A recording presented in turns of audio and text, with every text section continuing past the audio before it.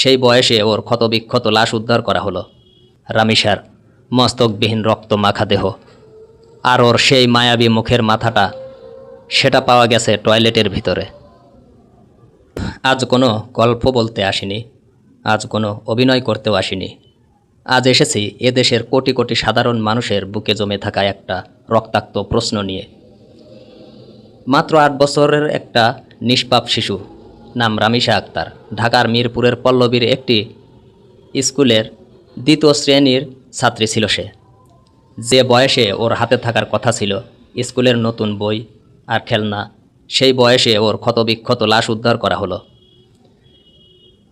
নিমেষেই একটা মধ্যবিত্ত পরিবারের সব স্বপ্ন চুরমার হয়ে গেল, আর একটা অসহায় মায়ের কোল খালি হয়ে গেল, একদম চিরতরের মতো। কিন্তু আমার প্রশ্ন শুধু ওই নরপশুকে নিয়ে নয়, আমার প্রশ্ন এই সমাজ, এই রাষ্ট্র আর আমাদের আইন ব্যবস্থা কচ্ছপ গতি নিয়ে। বাংলাদেশে কি কোনো দিন কোনো ভয়াবহ অপরাধের সঠিক বিচার সঠিক সময়ে হয়েছে? কোনো দিনও হয়নি। গ্রেপ্তার পর্যন্তই সব শেষ, এরপর শুরু হয় তদন্ত আর ফাইলের অনন্তকালের তালবাহানা। একটাবার চোখটা বন্ধ করে ভাবুন তো, গত মঙ্গলবার সকালে বড় বোনের সাথে স্কুলে যাওয়ার কথা ছিল ফুটফুটে রামিসার। মা যখন হন্য হয়ে নিজের সন্তানকে খুঁজছেন, তখন পাশের ফ্ল্যাটের দরজার বাইরে পড়ে থাকতে দেখেন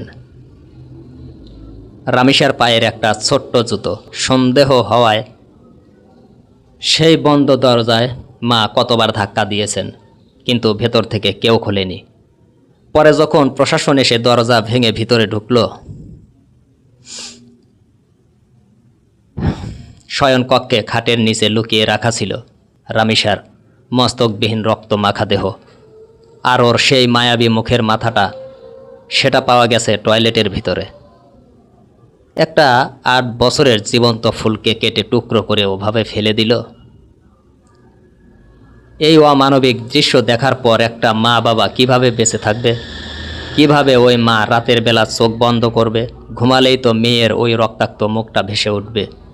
আর সবচেয়ে বড় লজ্জার বিষয় কোথায় জানেন? আমাদের আদালতের ওই কালো কোট পরা এক শ্রেণীর বিবেকহীন উকিলরা কোন লজ্জায়, কোন নীতি বিক্রি করে আপনারা এই প্রকাশ্য খুনি আর জানোয়ারদের বাঁচানোর জন্য আদালতে লড়ছেন কিংবা লড়েন? টাকার জন্য মানুষ নিজের মানবতা কতটা নিচে নামাতে পারে? আপনারা নাকি আইনের রক্ষক, আপনারা তো অপরাধীর সবচেয়ে বড় ঢাল হয়ে আছেন। আজ আমি আপনাদের কাছে একটা প্রশ্ন রাখতে চাই। যদি এই 8 বছরের রামিসা আপনার নিজের মেয়ে হতো, আপনার নিজের আপন বোন হতো, যার বডি খাটের নিচে আর মাথা টয়লেটে পাওয়া গেছে, সে যদি আপনার নিজের রক্তের কেউ হতো, তাহলেও কি আপনারা পারতেন টাকার বান্ডিল দেখে ওই আসামির পক্ষে দাঁড়াতে? আইনের ফাঁকফোকর দেখিয়ে তাকে জামিন দিতে পারতেন না? বিবেককে একটু জিজ্ঞাসা করুন, মাথাটা কি একদমই খেয়ে ফেলেছেন? আমি এইসব আইনজীবীদের স্পষ্ট ভাষায় হুঁশিয়ারি করে দিতে চাই, অপরাধীর পক্ষে ওকালতি করা বন্ধ করুন। যে হাত একটা 8 বছরের শিশুর রক্তে রাঙানো, সেই পশুর পক্ষে দাঁড়িয়ে নিজেদের পেশাকে কলঙ্কিত করবেন না। টাকার লোভে যদি এই সমাজকে এভাবে নরক বানাতে সাহায্য করেন, তবে মনে রাখবেন জনগণ কিন্তু আপনাদেরও ক্ষমা করবে না। আদালতের কাঠগড়ায় দাঁড়ানোর আগে ওপরওয়ালার আদালতের কথা একটু মাথায় রাখেন। এই নোংরা দালালি বন্ধ না হলে এদেশের মানুষ আপনাদেরও বয়কট করবে। আমাদের দেশের এক শ্রেণীর প্রভাবশালীও মানুষ আছে, নিজেদের ছেলে মেয়েদের নিয়ে কোনো চিন্তা বা ভয় নেই। তারা তাদের সন্তানদের দেখে রাখেও না, লাগেও না, কারণ তারা তাদের ছেলে মেয়েদের লক্ষ লক্ষ টাকা খরচ করে বিদেশে পাঠিয়ে উন্নত পরিবেশে লেখাপড়া করায়। তারা সুরক্ষিত মহলে থাকে। আর যত কষ্ট, যত লাঞ্ছনা, যত নির্যাতন আর যত রক্ত, সব এই বাংলাদেশের মধ্যবিত্ত আর ছোট ছোট ফ্যামিলিগুলোর কপালেই থাকে। আমাদের এ দেশে আইনও যেন আজ 2 রকমের হয়ে গেছে। কোনো প্রভাবশালী ব্যক্তির বিরুদ্ধে একটা কথা বলে দেখেন, তাদের ফ্যামিলি নিয়ে একটা খারাপ মন্তব্য করে দেখেন, 1 ঘন্টার মধ্যে প্রশাসন চলে আসবে, তাকে গ্রেপ্তার করা হবে, কতভাবে তাকে শায়েস্তা করা হবে। তার কোনো হিসাব নেই। সেখানে আইন এত দ্রুত চলে, এত অ্যাক্টিভ হয়।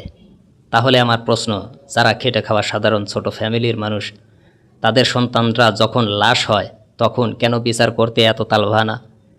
কেন তখন বছরের পর বছর ফাইল চাপা পড়ে থাকে?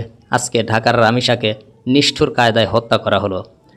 আর এর মাত্র একদিনের মাথায় গত 21শে মে চট্টগ্রামের বাকলিয়া থানায় 4 বছরের এক শিশুকে অমানবিক নির্যাতন করা হলো। অভিযুক্ত মনির হোসেন নামের এই পশুকে যখন পুলিশ ধরে নিয়ে যাচ্ছিল, জনতার এতটাই ক্ষোভ হয়েছিল, জনতার এতটাই ক্ষোভ ছিল যে তারা পুলিশের গাড়ি ঘেরাও করে ফেলেছিল। পরিস্থিতি নিয়ন্ত্রণে আনতে ফাঁকা গুলি পর্যন্ত ছুড়তে হয়েছে। যদিও পরের দিন আসামি আদালতে নিজের দোষ স্বীকার করেছে, কিন্তু আমাদের প্রশ্ন, বিচার পেতে কি আবারও বছরের পর বছর অপেক্ষা করতে হবে? এর আগেও আসিয়া, নুসরাত সহ কত শিশুর উপর নির্যাতন হলো। তাদের মামলাগুলো বছরের পর বছর ধরে আজ পর্যন্ত কোর্টের বারান্দায় ঘোরাফেরা করছে, কিন্তু কোনো চূড়ান্ত বিচার নেই। যদিও অতীতে এই জানোয়ারদের সঠিক সময়ে প্রকাশ্যে দৃষ্টান্তমূলক শাস্তি দেওয়া হতো, তাহলে কি আজকে রামিসার মতো একটা নিষ্পাপ প্রাণ যেত? বাকলিয়া ওই 4 বছরের বাচ্চার চিৎকার শুনতে হতো? কখনোই হতো না। আমি জানি আমি খুব সাধারণ মানুষ, একজন সাধারণ খেটে খাওয়া মানুষ। আজকে যে আমি ক্যামেরার সামনে দাঁড়িয়ে এতগুলো সত্য কথা বলছি, হয়তো আমার চ্যানেলটা অনেক ছোট, হয়তো আমার কোনো ক্ষমতা নেই। এই ভিডিওটার উপর হয়তো আমাকে নানাভাবে হুমকি দেওয়া হবে, কিংবা হয়তো আমাকে হেনস্থাও করা হতে পারে, কিন্তু আমি আর চুপ থাকতে পারলাম না। আমার মনে কষ্ট একেবারে গেঁথে গেছে। চারপাশের এই নিষ্ঠুরতা দেখে বিবেককে আর বেঁধে রাখতে পারলাম না। আমি স্পষ্ট জানতে চাই দায়িত্বে থাকা লোকজনের কাছে, যেখানে আসামিরা নিজে প্রকাশ্যে জবানবন্দি দিয়েছে যে তারা এই অপরাধগুলো করেছে, সেখানে আপনাদের এত তালবাহানা কিসের তদন্তের নামে সময় নষ্ট? এই পুরো বাংলাদেশের কি একটা মানুষও আছে যে এই আসামিদের নির্দোষ বলেছে? 10 জন মানুষ কে আছে এদের পক্ষে দাঁড়িয়েছেন? তাহলে বিচার করতে এত দেরি কেন? শুনুন, পরিষ্কার ভাষায় বলে দিতে চাই, যদি এটাই আমাদের বিচার ব্যবস্থার রূপ হয়, তবে এই দেরি করা বা বিচার নিয়ে সময় নষ্ট করা এদেশের মানুষ আর মেনে নেবে না। যারা আজকে প্রশাসনের বড় বড় পদে বসে আছেন, ভালো ভালো চেয়ারে বসে আছেন, মনে রাখবেন জনগণের ধৈর্যের একটা সীমা আছে। একটা 8 বছরের বাচ্চার লাশ চাদর দিয়ে ঢাকা যায়, কিন্তু বিচারহীনতার এই ব্যর্থতা আর ঢাকা যায় না। রামিসার বাবা মার চোখের প্রতি ফোঁটা অশ্রুর হিসাব আপনাদের দিতে হবে। আমরা আর কোনো 9-6 তালবাহানা দেখতে চাই না। আমরা সরাসরি দেখতে চাই, প্রকাশ্যে এই পশুদের দৃষ্টান্তমূলক সর্বোচ্চ শাস্তি দাবি করছি। দর্শকবৃন্দ, আমার ভিডিও শেষ পর্যন্ত দেখবেন, অবশ্যই ভিডিওটি শেয়ার করে দিবেন। আসুন দলমত নির্বিশেষে আমরা সবাই এই ধরনের অপরাধের বিরুদ্ধে ঐক্যবদ্ধ হই এবং আমাদের সন্তানদের জন্য একটি নিরাপদ বাংলাদেশ গড়ে তুলি। ধন্যবাদ।